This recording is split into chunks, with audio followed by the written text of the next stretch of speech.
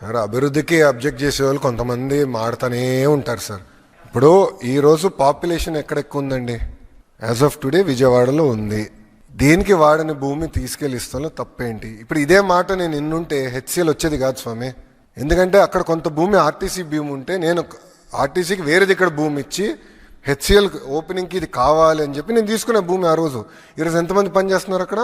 4500 మంది ఒక హెచ్సిఎల్లో పనిచేస్తున్నారు. Because government has to take bold decisions. అభివృద్ధికి సంబంధించిన బోల్డ్ డెసిషన్స్ మేము తీసుకుంటాం. 1995లో బాబు గారు అంత బోల్డ్ డెసిషన్స్ తీసుకున్నారు అనుకునే హైదరాబాద్ ఈరోజు ఈ స్థాయికి వచ్చిందండి. అరే చాలా మంది ఎగతాలు చేయలేదా అన్నాడు. శంషాబాద్కి 5000 ఎకరాలు ఎందుకని? ఈరోజు చూడండి, ఒక్కసారి వెళ్ళి చూడండి ఆ ఎయిర్పోర్ట్ని.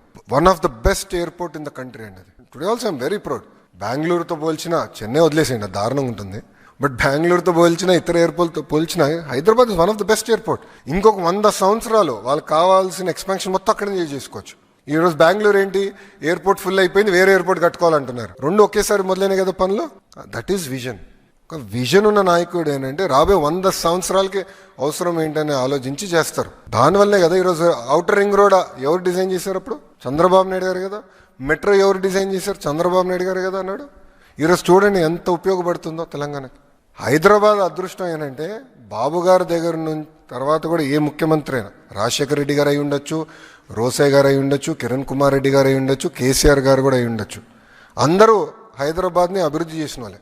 జగన్ లాగా అభివృద్ధి ఆపిన వాళ్ళు కాదు. That is the luck, greatest luck of Hyderabad అండి.